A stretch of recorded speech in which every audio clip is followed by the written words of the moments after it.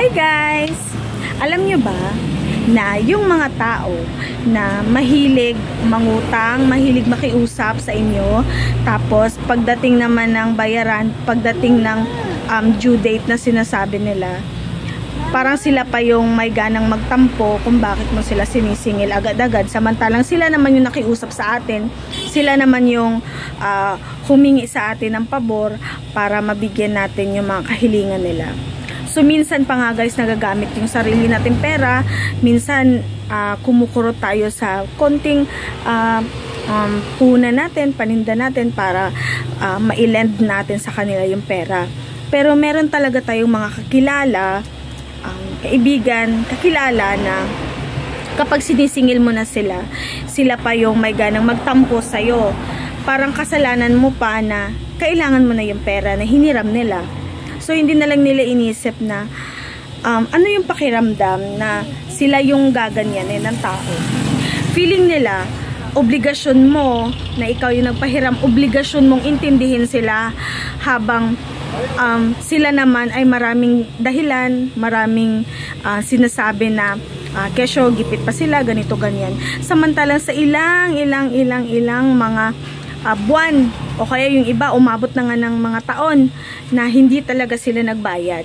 So kapag hindi mo sila siningil, parang pag may pera silang dumarating, sarili lang din nila yung iniisip nila. Hindi na nila iniisip na magtabi para ibayad sa'yo. So yung time naman na yung need mo na yung pera, dahil hinayaan mo na lang sila na sige na lang, magbabayad naman sila pag nakaluwag na. Samantalang pag nakaluwag na sila konti, iba naman yung pinagagamitan nila ng pera nila. Minsan binibili ng appliances, binibili ng luho, tina-travel, binibili ng mga kung ano-anong mga kagamitan sa pansarili nila na hindi sila nag-set aside ng pera na para ibayad sa'yo. Dahil wala silang pakiramdam eh. Wala silang concern sa mga bagay na ginawa natin sa kanila, na nag-sacrifice tayo para lang mapahiram natin yung pera natin sa kanila. So meron din namang iba guys na mga kakilala natin na kapag nagkatrabaho na sila, ang dami na nilang dahilan, kesyo OD sila, kesyo nagigipit sila kasi ganito ganyan. Samantalang hindi nila inisip na hindi naman sila makakarating sa ganyan na posisyon kung walang mga tao na tumutulong din sa kanila. Dapat nag-aano din sila, 'di ba? Parang gampanan din naman nila yung obligasyon nila sa atin na hiniraman nila nung mga panahon na kailangan nila tayo. So ayun na nga guys, no, may mga tao din na kapag binigyan na natin sila ng pagkakataon, tapos syempre sasabihin nila, gipit pa kasi ako ngayon, ganito ganyan. So syempre ikaw naman maawa ka rin. So imbis na may paggagamitan ka na sa pera na yan, kunwari ibili mo ng ibang paninda para magkaroon naman ng ibang produkto yung tindahan mo kasi pangdagdag puhunan na rin yon. So sinacrifice mo yung sarili mo na para lang maibigay sa kanila yung mga gusto nila na pabor.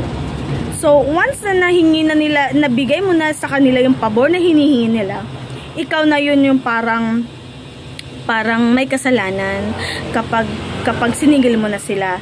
Ikaw na yung parang nagpapahirap sa kanila. So ikaw na yung parang kailangan mag-adjust. Basta ikaw na lahat ang umintindi. Ikaw na ang kailangang umintindi. So yun yung nakakasad na reality guys. So put in your mind na hindi natin kailangan ibigay lahat ng pabor na binibigay natin sa kanila. Na yung pabor na gusto nila hilingin sa atin, hindi kailangan na ibigay natin sa kanila buong-buo na halos para mawala na tayo, tapos ibigay natin sa kanila yung opportunity na hinihingi nila sa atin. Dahil pagdating ng panahon, pag umayaw na sila na bayaran tayo po yung mas nahihirapan. Tayo na ngayon nag-sacrifice ng ilang buwan, taon, tayo pa yung papahirapan nila. Sila pa yung may ganang ano sa atin, magtampo, kumbaga. Sila pa yung may ganang may galit sa atin. So parang it's so sad lang na ganyan yung reality, no. So take care everyone, and hayaan na lang natin yung mga taong ganun, kasi una sa lahat, no, yung mga taong ganyan, sila po yung mga walang blessings po talaga na dumarating kusa. kahit anong sikap nila, talagang mahihirapan pa rin sila sa buhay dahil meron silang mga taong pinahirapan din. So, ganun lang. So, wag natin silang anuhin. Pag sila nagtampo, nagalit o ano pa man nasasabi nila sa atin, it's okay. As long as tayo yung umintindi sa kanila at alam ng Diyos kung paano natin sila binigyan ng paraan para masolusyonan yung problema nila noon nung lumapit sila sa atin. So, mas ibibless tayo ni Lord. So, kahit ano pa man, ang hirap na pinagdaanan natin dahil sa mga taong wala namang pag-iisip sa atin, walang concern, walang sincerity, hayaan na lang po natin sila at mag-move forward tayo at kailangan natin i-focus yung ating negosyo, yung ating mga pinagkakakitaan. So, God bless everyone and wag mawala ng pag-asa. Thank you for watching.